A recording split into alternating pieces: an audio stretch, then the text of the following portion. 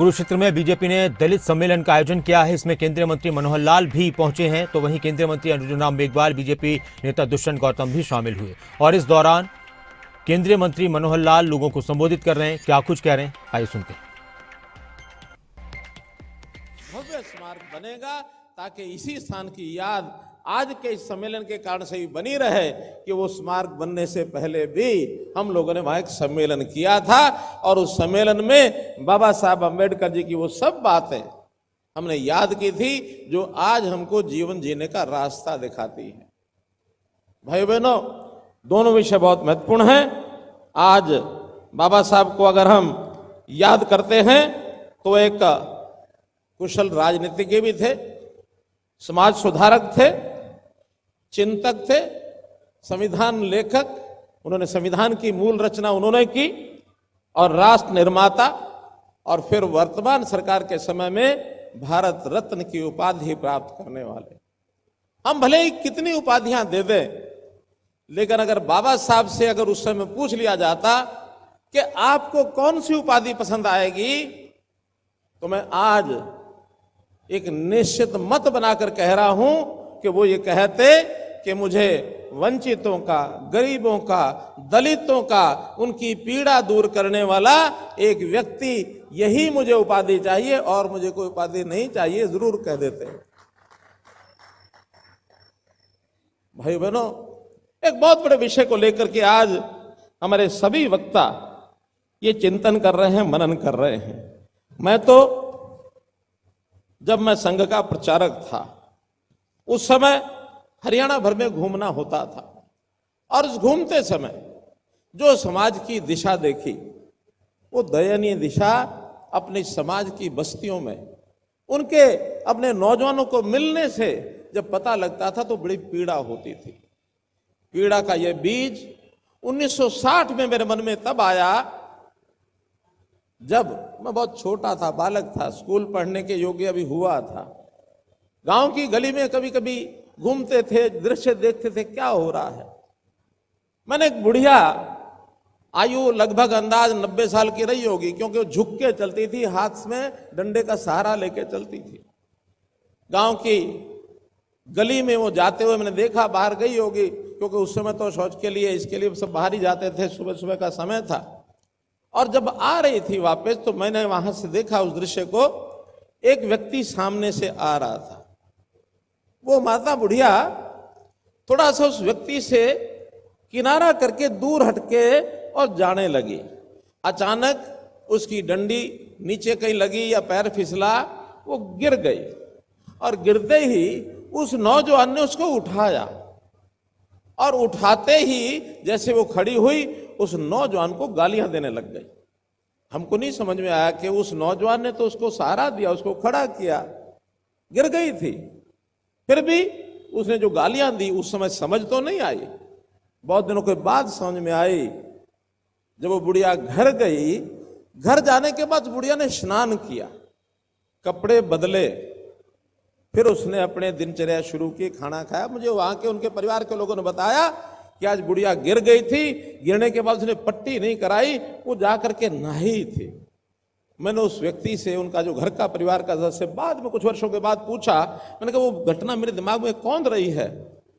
वो जो बुढ़िया थी उसने अपनी चोट की परवाह नहीं की, वो जाकर के घर में पहले नहाई, कपड़े बदले, फिर खाना खाया।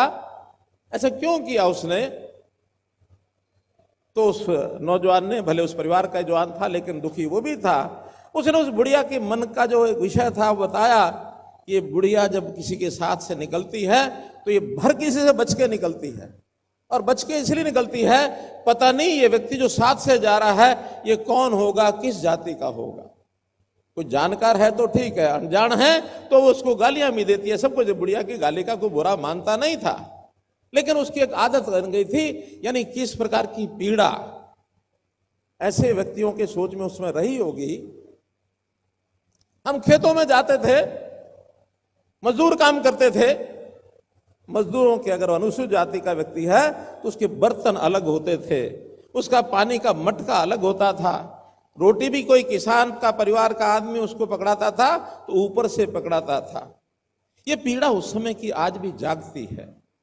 ये कैसा समाज है जिस समाज में व्यक्ति व्यक्ति में इतना भेद। लेकिन बात तो 50-60 साल पुरानी है। मैं डॉक्टर साहब अम्बेडकर जी को इस बात का श्रेय देता हूं जिन्होंने संविधान लिखा और इस संविधान में सबको बराबरी का हक मिले, ये बात उन्होंने सुनिश्चित की। ये बात उन्होंने सुनिश्चित की। परिणाम धीरे धीरे निकलता है ऐसी चीजों का। सामाजिक बुराइयां होती हैं, एकदम कानून से तो निकलती नहीं है, लेकिन धीरे धीरे उस स्थिति में मजबूरन सरकारों को उस पर बढ़ना पड़ा, क्योंकि संविधान का हिस्सा बन चुका था।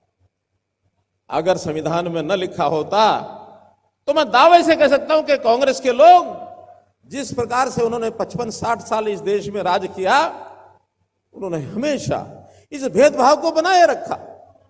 अम्बेडकर जी का विरोध तो बता ही चुके हमारे मेघवाल जी ने बताया कि कैसे चुनाव के अंदर उनको हराया, दूसरे चुनाव में हराया।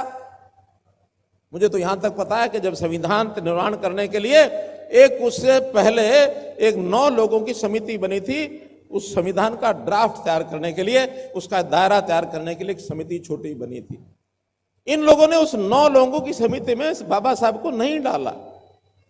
उसके बाद फिर संविधान सभा का गठन हुआ, 100 कुछ मेंबर उसके बने। हर एक प्रदेश से, वहां से नाम प्रदेश की सरकारें जो बनी थी या जो उस समय की नोमिनेटेड सरकारें थी, उनसे मंगवाए गए। कांग्रेस के लोगों ने महाराष्ट्र से बाबा साहब का नाम संविधान सभा में और रिकमेंड नहीं किया। आखिर बंगाल में डॉक्टर श्यामा प्रसाद मुखर्जी ने कहा कि नहीं, बाबा साहब अम्बेडकर को, इतने विद्वान व्यक्ति हैं, समाज की यानी चिंता करने वाले व्यक्ति, ऐसे व्यक्तियों को संविधान में जरूर, सभा में जरूर जाना चाहिए। बंगाल से इनका नाम नॉमिनेट होकर के आया। मित्रों, बहुत सी चीजें ऐसी हैं जिस संविधान को लेकर के आज बहुत सी बातें यहां कही गई हैं। उस संविधान का जो भी कुछ विषय है, बहुत कुछ कहा जा चुका है मित्रों, लेकिन संविधान की जो बातें लिखी हुई हैं बराबरी की, इन्होंने कभी पूरा नहीं होने दिया। आरक्षण भी दिया तो मजबूरी में दिया, क्योंकि संविधान में लिखा है, संविधान के अनुसार कानून बन गया है, मजबूरी में दिया। और उस मजबूरी में भी कभी आरक्षण के नाते से मिली सीटों को किसी प्रदेश में, केंद्र में पूरा नहीं होने दिया। लाखों की संख्या में सारे देश में, और बैक लोग जो बचा रहा, अब एनडीए की सरकार चाहे केंद्र में रही हो चाहे प्रदेशों में आई है, उन्होंने उस बैक लोग को पूरा करने का काम ये किया है। बचा हुआ आज भी कर रहे हैं, आज भी कर रहे हैं। बहुत बातें यहां बताई गई हैं। मैं तो इतना ही कहता हूं कि इस सारे संकल्प को करने के लिए, चाहे वो राजनीतिक बातें हों, सामाजिक बातें हों, इन गरीबों की, दलितों को, इनकी जो तकलीफें हैं, इसको समझने के लिए और भारतीय जनता पार्टी ने काम किया। पिछले 9.5 साल हरियाणा में मुझे मौका मिला कि कैसे समाज के अंदर और एक रूपता, समानता, बराबरी ये कैसे लाई जाए। बहुत उल्लेख हमारे पूर्व वक्ताओं ने किया है, हमारे सुदेश कटारिया जी ने भी किया है। बहुत प्रभावित है इन सब बातों से। मेरा जीवन डॉक्टर अम्बेडकर जी के साथ साथ पंडित दीनदयाल जी उपाध्याय को भी पढ़ने का रहा है। दत्तोपंत ठेंगड़ी की जीवनी मैंने पढ़ी है। दत्तोपंत जी ठेंगड़ी ऐसे शख्स थे जो बाबा साहब जी का 1954 का चुनाव था, उसमें उनके पोलिंग एजेंट थे बाबा साहब अम्बेडकर। संयोग से सब लोग मिलकर के बाबा साहब को लड़ा रहे थे। दत्तोपंत ठेंगड़ी उनके बारे में जानते नहीं थे, लेकिन जब चुनाव लड़ते उनका संबंध आया, महीना 2 महीने का रहा होगा, उसके बाद उन्होंने कहा कि मैं प्रभावित हूं इस व्यक्ति से। बाबा साहब अम्बेडकर ही समाज की पीड़ाओं को जानते हैं। उनके ऊपर उन्होंने एक पुस्तक लिखी। सबसे पहली पुस्तक दत्तोपंत ठेंगड़ी ने लिखी, वक्तृत्व और कर्तृत्व। क्या था? डॉक्टर अम्बेडकर वक्तृत्व और कर्तृत्व, कि जो बोलते हैं वो करते हैं। ये दत्तोपंत ठेंगड़ी की लिखी पुस्तक है 1954 के चुनाव के बाद की। तब वो पुस्तक गई लोगों के पास, तब लोगों का जो खुला एकदम अंदर से उनको पता लगा कि बाबा साहब अम्बेडकर क्या सोचते हैं। उन्हीं ने बनो पंडित दीनदयाल उपाध्याय जनसंघ के राष्ट्रीय महामंत्री होते थे, उन्होंने भी प्रभावित होकर के कहा कि जब तक समाज के अंत एक व्यक्ति का भला नहीं होगा, देश और समाज सुखी नहीं हो सकता। उन्होंने अंत्योदय का और उसको नाम दिया। मुझे सौभाग्य मिला है कि देश के अंत्योदय मिशन का 3 साल तक पार्टी ने मुझे काम दिया। सारे देश भर में मैं घूमा, हरियाणा में उन चीजों को लागू करने का भी शुरुआत की। हमने कहा ये जो दबंगई व्यक्ति के लोग हैं, ये जो धिंगामस्ती करते हैं, जो बिल्कुल भी निर्बल को लाइन में लगने नहीं देते हैं, सब चीज उनकी हड़पने का काम करते हैं, ऐसे लोगों को घर बैठे कैसे हम सुविधा पहुंचा सकते हैं। हमने परिवार पहचान पत्र बनाया। परिवार पहचान पत्र के माध्यम से आज हरियाणा में हर परिवार का डाटा हमारे पास है। कौन व्यक्ति पीड़ित है, किसकी जरूरत क्या है, परिवार में कितने सदस्य हैं, कितने रोजगार हैं, कितने बेरोजगार हैं, कितनों की पढ़ाई क्या हुई है, वो व्यवसाय क्या करते हैं, और जिसकी जरूरत है उसके हिसाब से उसको, चाहे राशन कार्ड की बात है, चाहे आयुष्मान भारत की बात है, चाहे उसको ओल्ड एज पेंशन की बात है, चाहे घर में चूल्हा देने की बात है, मकान देने की बात है, कितनी योजनाएं मोदी जी ने शुरू की, हमने घर बैठे उनको पहुंचाई हैं। और मैं दावे से कह सकता हूं उसमें सबसे ज्यादा लाभान्वित अगर कोई है तो मेरा यह अनुसूचित समाज है, पिछड़ा वर्ग समाज है, इनको सबसे ज्यादा लाभ मिला। एक आंकड़ा बता देता हूं, हमारे आने से पहले राशन कार्ड लेने वाले, बीपीएल का लाभ लेने वाले, भले वो अनुसूचित जाति भी थे, बाकी सब भी थे, उनकी संख्या 27 लाख थी। और आज 9-10 साल के बाद आज हरियाणा में वही संख्या बढ़ करके 51 लाख हो गए। 51 लाख मित्रों, जो 27 लाख थे, 51 लाख लोगों को लाभ मिला है। जो बड़े हैं वो ये पिछड़ा, दलित, वंचित समाज, इसमें से बढ़ करके आए हैं। तो मेरा जो मैंने अनुभव आपको बताया, मैं जब फील्ड में घूमता था, रतनलाल कटारिया जी की बात हमारे सांसद जी ने की, यही लाडवा विधानसभा में, लाडवा कस्बे में उनका घर, पुराना घर, जहां उनके पिताजी ज्योतिराम जी, मैं एक बार रतनलाल कटारिया हमारे पार्टी के वो पदाधिकारी हो चुके थे, घर गया मिलने के लिए, उनके पिताजी जूती गांठ रहे थे और रतनलाल जी कटारिया साथ बैठे उनका सहयोग कर रहे थे। आगे चल करके वो मेंबर पार्लियामेंट बने, केंद्र में मंत्री बने। मुझे वो आज याद है कि ज्योतिराम जी ने अपने आखिरी दम तक जूती बेचने का, जूती गांठने का काम छोड़ा नहीं। उनका कि ये मेरा पुश्तैनी काम है, मैं अपने काम को नहीं छोड़ूंगा, मेरा बेटा कितना ही बड़ा बन जाए, अपने काम के प्रति स्वाभिमान भी समाज में है। तो ऐसे ऐसे दृश्य देखे। एक हमारा कार्यकर्ता यमुनानगर के अंदर नंदगढ़ गांव है, छोटा बालक था, शाखा में आने लगा, किसी को पता नहीं किसका बालक है, कौन है, जाति क्या है।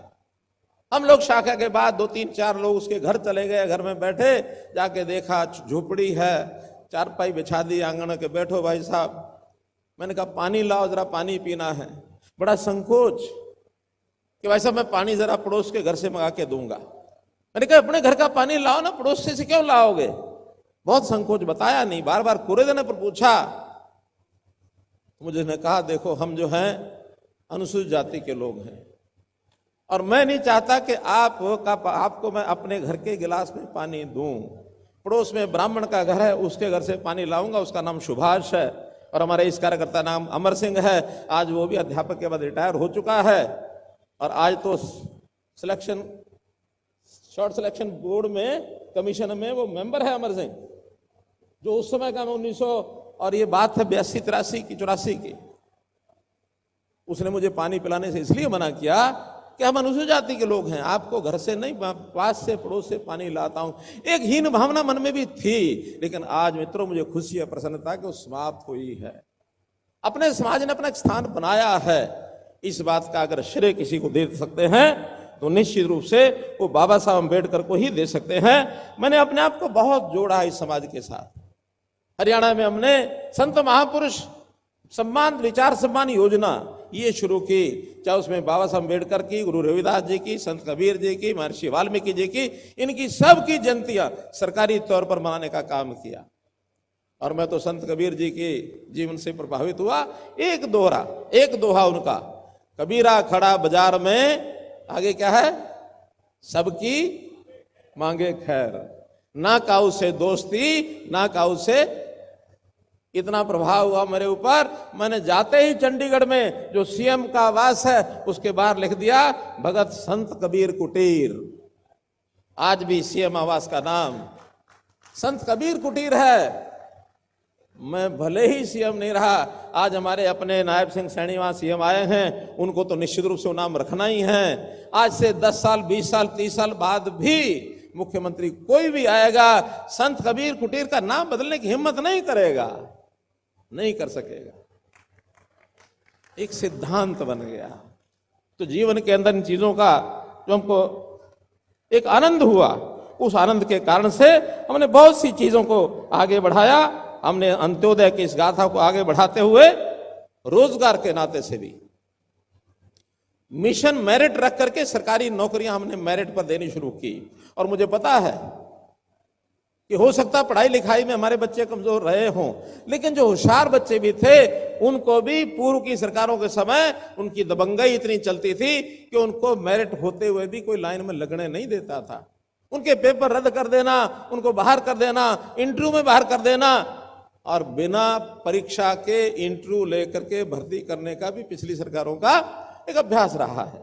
हमने कहा नहीं, हम पढ़ाएंगे भी, योग्यता भी खड़ी करेंगे और योग्यता को जिसका अधिकार बनता है उसको नौकरियां देंगे। एक विषय और भी हमने किया कि हमने सोशो इकोनॉमिक के आधार पर, सामाजिक आर्थिक आधार पर 5% अंक ये अतिरिक्त भी दिए और ज्यादा भी दिए, जिसमें से मैंने हिसाब लगाया कि ज्यादातर 70-80% लोग उसका लाभ हमारे अनुसूचित जाति और पिछड़ा वर्ग समाज को ही मिला, ताकि गरीब लोग तो वही हैं, उन्हीं की आमदन परिवार की कम है, उन्हीं के घर में पहले कभी नौकरी लगी नहीं है, ऐसे सबको 5% अलग नंबर देकर के उनको नौकरी में लगाया। ये वैसे ही नहीं होता, हमने कोई राजनीति के लिए नहीं किया, लेकिन समाज की पीड़ा को देखते हुए उसके उनके स्थान को कैसे बढ़ाया जाए, मुख्य धारा में कैसे लाया जाए, इसलिए हमने किया। मित्रों, हमारे साथी कांग्रेस के मित्र इसमें भी रोड़ा बन के अड़के खड़े हो गए। उन्होंने भर्ती रोको गैंग खड़ा कर दिया कि यूं अगर चलता रहा तो फिर जो दूसरे लोग बच्चे उनके नौकरी लगते रहेंगे, हमारे नेताओं के बच्चे, हमारे अधिकारियों के बच्चे, आप उस समय से पहले नौकरी उठा के देख लो, चाहे HCS की हो, चाहे क्लास 1 के अन्य अधिकारियों की हो, क्लास 2 की हो, इन नेताओं के और उनके कर्मचारियों के, अधिकारियों के बच्चे, लाइन लगी पड़ी है उनके बच्चों की जो नौकरियां लगे हैं। क्या सबसे मेरिट पर वो थे और आ नहीं सकते क्या? मेरिट पर सब घरों से है। हमने जब HCS का पहली बार परिणाम निकाला, एक रिक्शा पुलर का बच्चा HCS बन के आ गया, एक खेत में मजदूरी करने वाला का बच्चा वो पटवारी बन के आ गया, वो तहसीलदार बन के आ गया, जिनको उम्मीद ही नहीं होती है। मित्रों, एक मेरिट पर अगर हमने किया है तो इसमें सबसे ज्यादा अगर लाभान्वित हुआ है तो ये हमारा गरीब समाज का परिवार हुआ है। बाबा साहब अम्बेडकर ने संविधान के अंदर एक व्यवस्था की कि हर किसी को वोट का अधिकार ये होगा, लेकिन हमारे कांग्रेस के भाई हमेशा जो इनके प्रभाव वाले जितने बूथ होते थे, बूथ कैप्चरिंग का सिलसिला ये करते थे। हमारे गरीब वंचित समाज के लोग, अनुसूचित समाज के लोग जब बूथ पर पहुंचते थे, पहले तो कहते थे शाम को आना, शाम को पहुंचते थे तो कहते तुम्हारा तो वोट जल गया, जाओ जाओ जाओ। ये बूथ कैप्चर की घटना 2005 से 2014 तक खूब मिलती हैं। हमने आने के बाद सबसे पहले दमगाई खत्म की कि वोट डालने का अधिकार सबको है, जिसके मन में जिसको वोट डालने का मन आएगा, विचार आएगा, उसको डालो, लेकिन वोट नहीं डालेगा, कोई बूथ कैप्चरिंग करेगा, ये हरियाणा में नहीं होने देंगे। मित्रों, ये हमने किया।